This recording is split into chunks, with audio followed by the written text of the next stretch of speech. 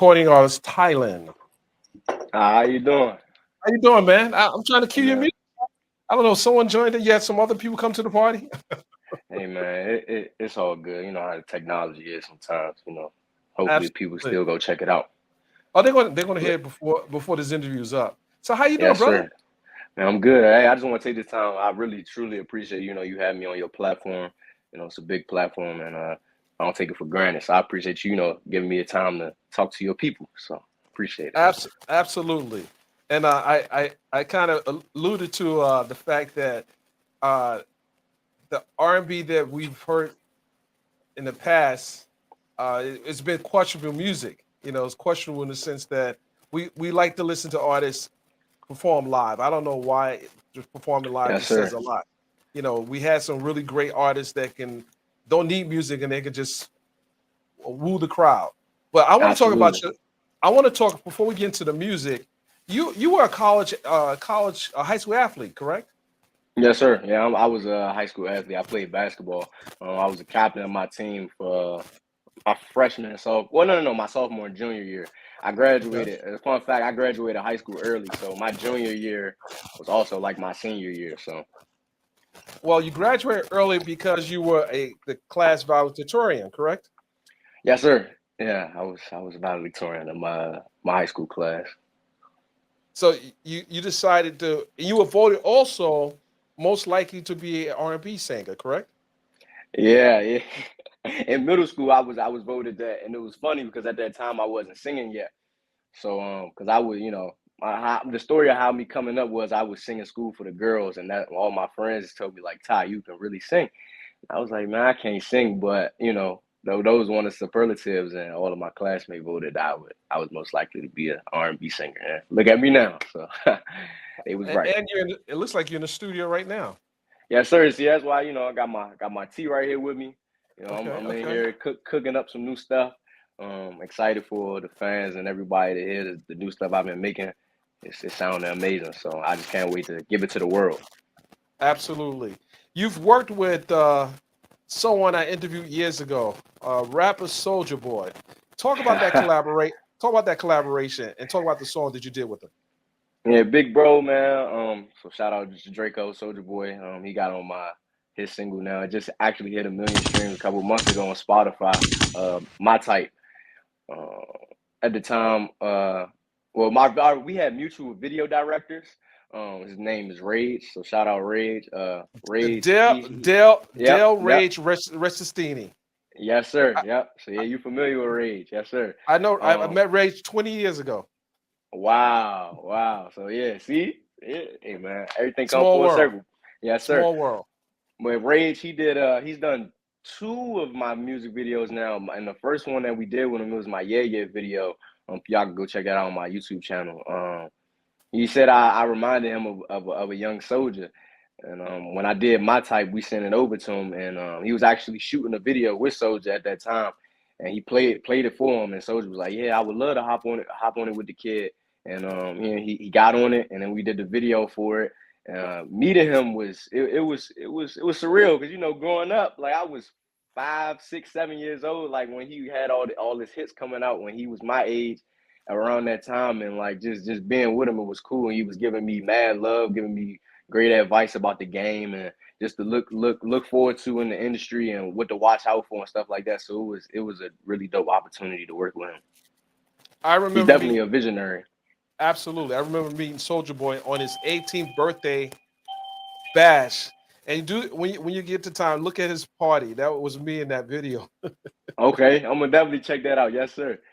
And look at it now. You're 19, and I want to say Soldier is about 20 something, maybe 26, I 27. think I think I think Soldier's in his 30s.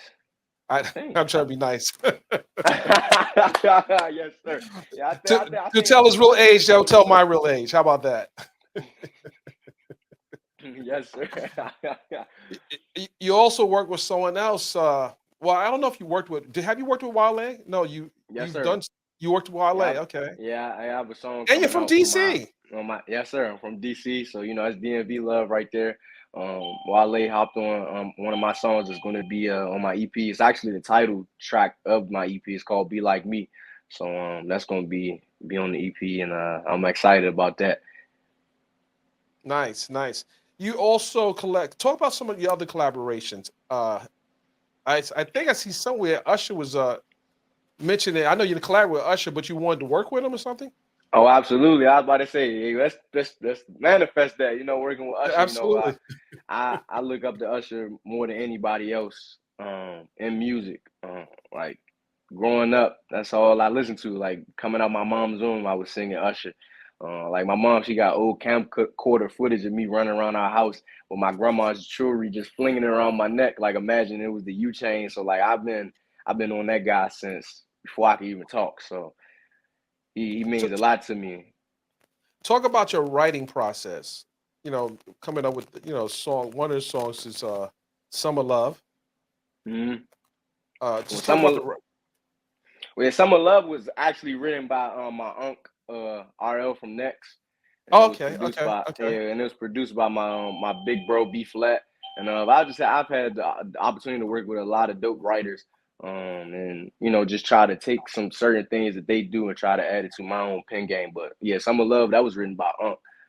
At that time we had done like 15 songs together, and they just happened to play that for me one day while we was in the lab, and they was like, "How you feel about it?" And I said, "I love it," and I hopped on it. Okay, okay. And talk about some of the songs that you actually written yourself. Oh man, so one song that come to mind instantly is this song called "Don't Go Wasting My Time." Um, I was going through some things with a girl. That's actually this song is actually going to be on the EP as well. So I'm excited for y'all to hear this. I was going through some things with a young lady that that I was um, very in tune with, and things just didn't go the way that I planned. And at the time, I felt like she was wasting my time. So that's where "Don't Go Wasting My Time" came from. And my writing process, it just depends on how I'm feeling that day. Sometimes I may tap into some personal things going on in my life, or some things that's going on in my friends' life too, or my family. So I just try to tap into those scenarios and just write from there. Did you see the versus battle? I actually didn't. I was in the studio when the verse back, but I mean I have people sending me clips and stuff like that. So I mean it was interesting. It was very entertaining. It was funny. But yeah, it was something. It was something. What did you learn from that? Just watching the versus battle. Did you learn anything from that? Absolutely. You always gotta be prepared. Like, you was talking about it before I even hopped on about singing live. It's one thing, to be able to sing in the booth, and we have great engineers that can be able to do certain things with your voice. But if you can't convey that live, it's like what was it all for? So I always want to make sure I'm on top of my game every time I step on the stage, because I always want to leave somebody with an experience. People say, "Wow, like that kid got it. Like he's definitely one of the next ones." So I'm always prepared. Like I'm in artist development right now. Some things that people in my generation aren't doing. I'm in my with my personal trainer 4 days out the week. I'm with my vocal coach 2 or 3 days out the week. I'm with my choreographers 3 days, 4 days out the week. So I'm always working and trying to make sure I'm improving every time. So when I step on that stage, people be like, "Yeah, he that guy." So So, have you had any? Is there a bell going off in the background? yeah, I'm not sure what's going on. I think It's guys. So someone's let you at. know, it's not me, guys. Yeah, it's not him. I'm not sure. I'm not sure if, and I don't want to step off. I'm not, and I can't. Yeah, nobody can see me right now where I'm at. Yeah, That mean that that just tells me you're a hot commodity because they ringing the bell. And they probably they've been yes, sir. consistently. They looking for me. They looking for me. Yes, sir. So, have you had a personal situation like in a relationship where it inspired you to write a song? And if so, what was the song and how did it inspire you? Man, shoot, it bring me back to "Don't Go Wasting My Time." And another song that I wrote, it's called "Never Felt." It's about the same girl, same situation, and it's about it's the same situation but two different um like scenarios to it. Like the "Don't Go Wasting My Time" was at a point where it was like I was still yearning for her, and I Mhm, was just mhm. telling her like don't waste my time. Like I'm here for you. I want to be with you. So let's see if we can make it work. And "Never Felt" was was a song. again about the same girl, but it was at a point in my life where I was done with her. So I was telling her like I never felt love. Like one line in the song says, "I can't find no other words, but I hate you. You disappointed me. You picked a goofy like that." Like it was just, I just had to. It was therapeutic for me with that song. Like I was just really releasing a lot of things that I hadn't during that time when I was getting over her that phase. So yeah, those two songs right there took a lot out of So me. now I'm gonna ask you a question. Yes, You sir. you're probably gonna meet a lot of women in this industry as you come up as an R&B singer, and Hmm. they're gonna be at your concerts. They're going to be at your shows. How would you deal with all that success? And do you have any mechanism in place to kind of um, keep you grounded? Absolutely, that's a great question. So growing up, I've always been around my mom and my grandma. So those are like those two women. Those are my support system, and because they're always around me. Like I live with both of them. Like I'm around them 24/7, and I feel like they're gonna make sure that I stay grounded. But also, I'm in therapy as well, and that's another form of me like releasing a lot of things that's going on, personally and spiritually and emotionally and stuff like that. So. Mhm. Yeah, I'm definitely making sure that the vices, if I have any that I don't know about right now, but making sure that those vices are intact. So when my career starts to really go up, take that uptrend, and I'm ready for anything that the world, has to throw at me. Absolutely, absolutely. So, can you talk about growing up in DC? Like, how was it like growing up in DC? Growing up in DC, it was, I my mom, she always like kept me sheltered and away from like the things that was really going on like in the inner city. Because I lost my uncle to gun violence growing up. Well, I wasn't born yet, but before I Right. was born, my grandma, she lost her son to gun violence. So growing up in the city, my mom always made sure that I was like, kept away from that side. So sometimes I wasn't allowed to go outside to a certain point or be around certain neighborhoods. But I mean, I feel like it all paid off in the end because now I'm doing what I'm doing, and I think I got a good head on my shoulders. So but it was still fun though. Like going to school in the city was definitely fun. Um, so yeah, growing up in You know, DC was great. Like, I was when we started, I talked about this situation that's occurred in Atlanta with the rappers being arrested for their mm, lyrics, Young Thug, Gunna, so forth. When obviously you have a First Amendment right to, freedom of speech and and create music. yes, sir. When you hear when you hear government is going after artists, and particularly hip hop artists, about their lyrics, what goes through your mind? What goes through your mind when you hear stuff like that? I'm not sure. Like it's like it's a catch. I think it's a catch 22. Like you saying certain things. It's like because people want you to be vulnerable in your lyrics. So it's like you got to question like, are they really doing those things that they say in their lyrics that they say? So it's like okay, I see it from both sides.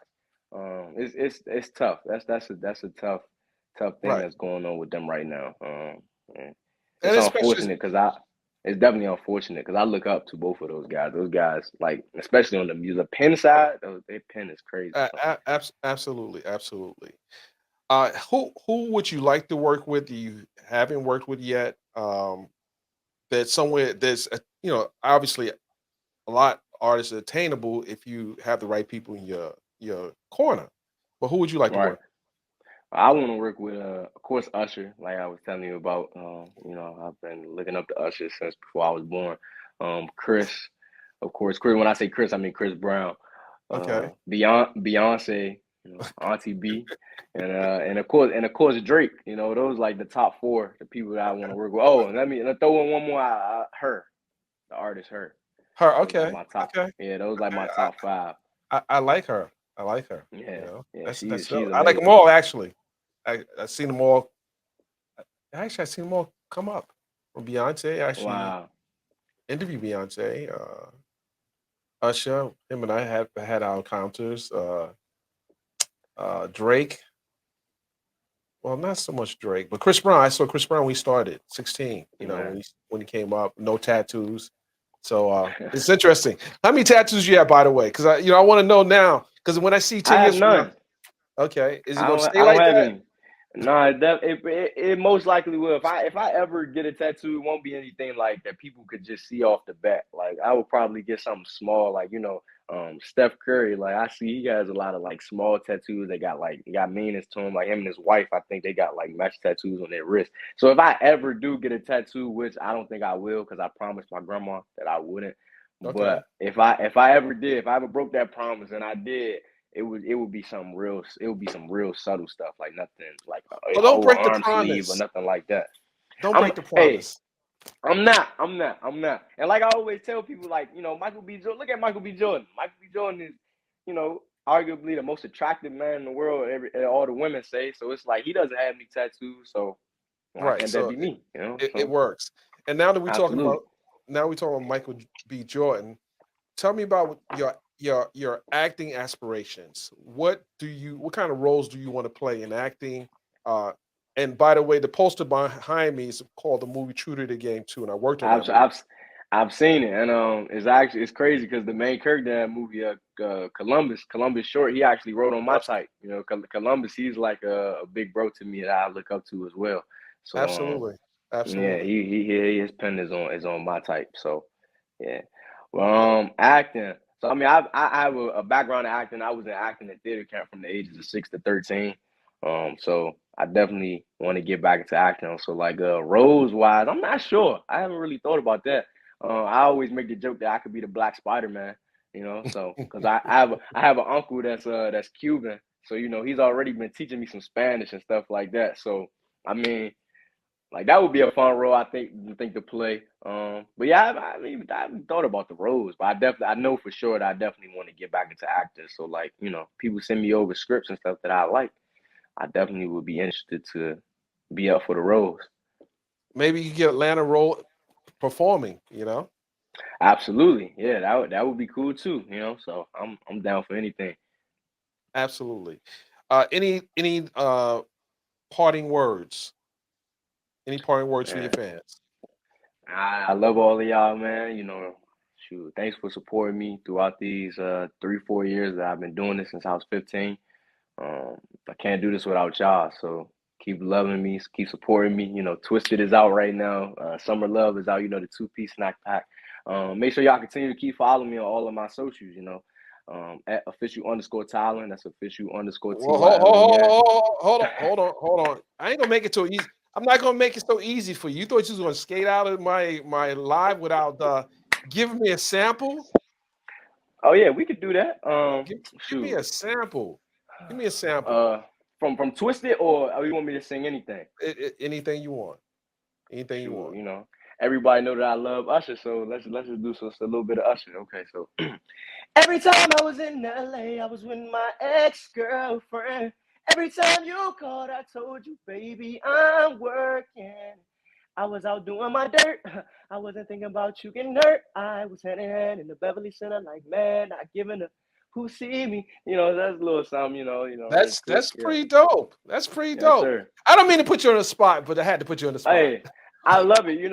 I always tell everybody, I can sing for anybody on the spot. And, other than my mom. My mom is the only person I can't sing for on the spot. She say sing right now. But anybody else, hey, Wait a minute. Wait a minute. You can't sing for your mom. I noticed I she has some can't. videos of I can't. I really cannot. I cannot sing for my mom like just one on one. Like obviously I can if because she's always usually in some of my sessions or at my shows. So that's different, because I'm not thinking about her being in the audience or being outside of the booth. But if like this, like a one on one interaction, she'd be like, Todd, just sing for me. I can't do it.